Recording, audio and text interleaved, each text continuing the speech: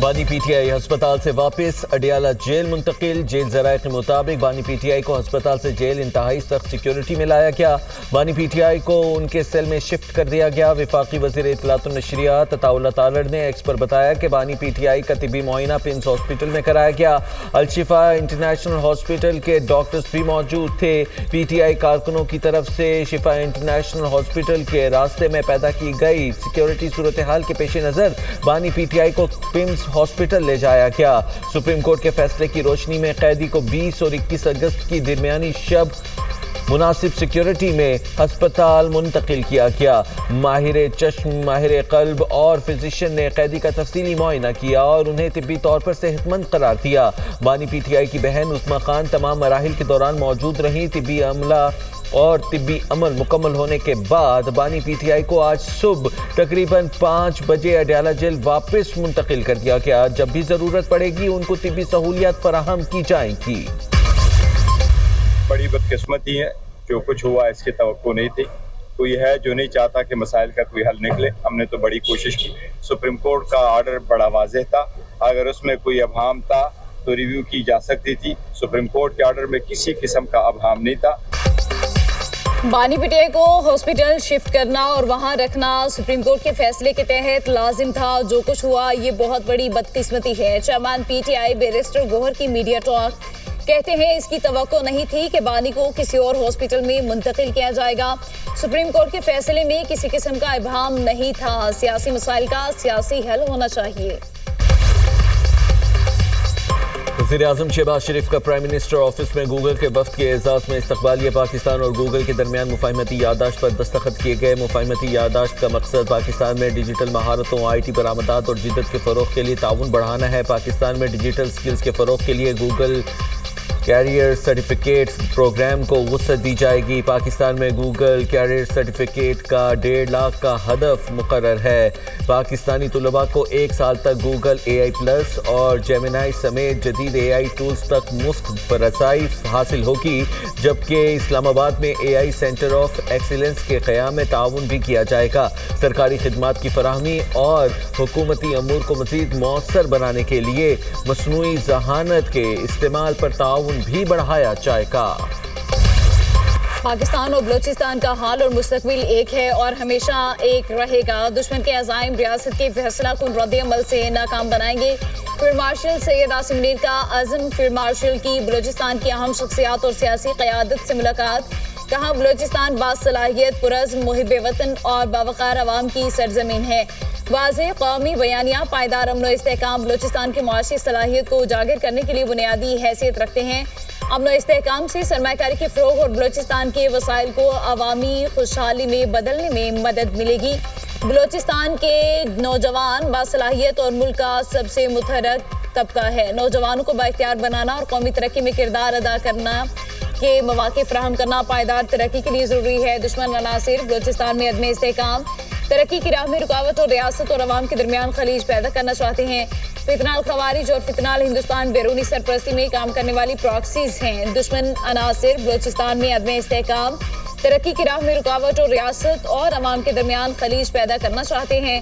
دشمن کے عزائم قوم کے اجتماعی عزم اور ریاست کے غیر متزلزل اور فیصلہ کن رد عمل سے ناکام بنائے جائیں گے۔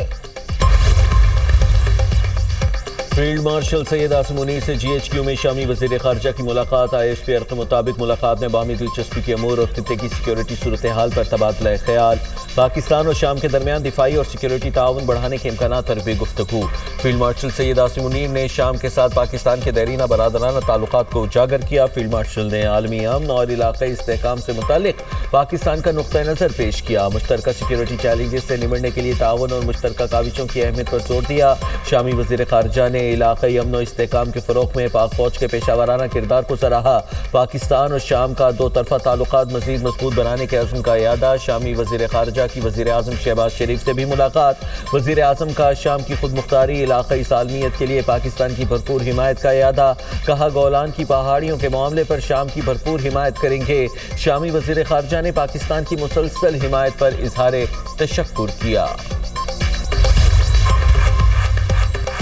वज़ीर आला पंजाब ने लाहौर में जिना इंस्टीट्यूट ऑफ कार्डियोलॉजी का इफ्तिताह कर दिया। अस्पताल में कल से हार्ट ट्रांसप्लांट भी होगा। तकरीब से खिताब करते हुए मरियम नवाज ने कहा, सियासी जमातों की तवज्जो सिर्फ अवामी खिदमत पर होनी चाहिए। अफसोस किसी जमात का मिजाज दंगा फसाद और किसी का करप्शन है।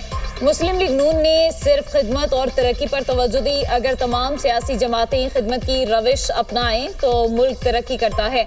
हस्पतालों के निज़ाम को मजीद बेहतर बनाने की कोशिश कर रहे हैं। पंजाब में आवाम का सिर्फ इलाज फ्री नहीं बल्कि अद्वियात भी फ्री हैं। आवाम की फलाह के लिए फैसले करना मेरी जिम्मेदारी है।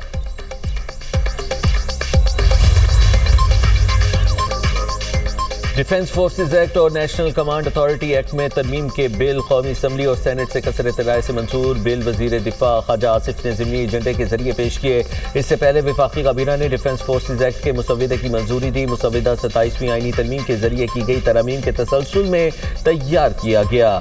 एक्ट का मकसद चीफ ऑफ डिफेंस फोर्सेज के ओहदे और हेड क्वार्टर्स के इंतजामी अमूर का तयन है। वफाकी काबीना ने नेशनल कमांड अथॉरिटी एक्ट में तरमीम की भी मंजूरी दी।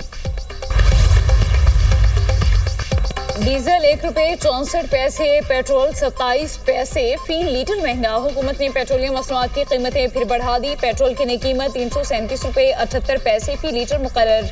हाई स्पीड डीजल ₹364.70 फी लीटर हो गया।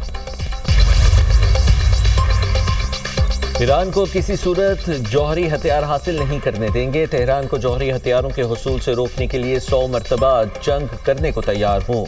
अमरीकी सदर डोनाल्ड ट्रंप का माइकल कोहन रेडियो शो को इंटरव्यू। कहा, ईरान के खिलाफ अमरीकी फौजी कार्रवाई इंतहाई मौसर रही। B-2 बमबार तैयारों के हमले में ईरान के जौहरी प्रोग्राम मुकम्मल तौर पर तबाह हो गए। जबकि हमले के वक्त ईरान जौहरी हथियार बनाने से सिर्फ 2 हफ्ते दूरी पर था। ओबामा और बाइडेन ने ईरान के जौहरी प्रोग्राम को बर वक्त नहीं रोका। ईरान जौहरी हथियार हासिल कर लेता तो इसराइल और पूरा मशरिक़ वुस्ता शदीद खतरे से दोचार हो जाते। ईरान इस वक्त शदीद मौशी मुश्किलात का शिकार है। ईरान की फौज की तनख्वाहों की अदायगी में भी मुश्किलात हैं। ईरान से ताल्लुकात का इल्जाम। अमेरिका ने हिजबुल्लाह पर नई पाबंदियां लगा दी। मकसद हिजबुल्लाह के मालियाती नेटवर्क को निशाना बनाना है। अमेरिकी महकमा खजाना का कहना है हिजबुल्लाह ईरानी हुकूमत के लिए खिदमत सरअंजाम दे रही है। हिजबुल्लाह ईरानी पासदारान इनकलाब की अल-कुद्स फोर्स की कमान में है। हिजबुल्लाह के लिए नकद रकम की स्मगलिंग करने वाले 10 अफराद पर पाबंदियां आयद की गईं। मुआशी दबाव ईरान को मुआहिदे की तरफ आने पर मजबूर करेगा। ईरान को जौहरी तंसीबात की तामीर से रोकेंगे। अमरीकी नायब सदर जेरी वेंस का कहना है कि आबनाए हुर्मुज से ईरान की इजारादारी खत्म कर दी। ईरान के लिए आबी गुजरगाह को हथियार के तौर पर इस्तेमाल करने का वक्त खत्म हो गया। आबनाए हुर्मुज से तवानाई की तरसील का रास्ता महफूज बनाना होगा। वजीर खजाना कहते हैं इक़्तिसादी दबाव से ईरानी हुकूमत को खत्म करना चाहते हैं। पाबंदियों का मकसद ईरानी हुकूमत की प्रॉक्सी कार्रवाइयाँ महदूद करना है। ईरान से कारोबार करने वाले ममालिक को भी अमरीकी इक़दामात का सामना होगा। चीन समेत तमाम ममालिक अपने हुर्मुज को दोबारा खुला देखना चाहते हैं। पीर को ईरान पर पाबंदियों से मुताल्लिक प्रेस कॉन्फ्रेंस करूंगा।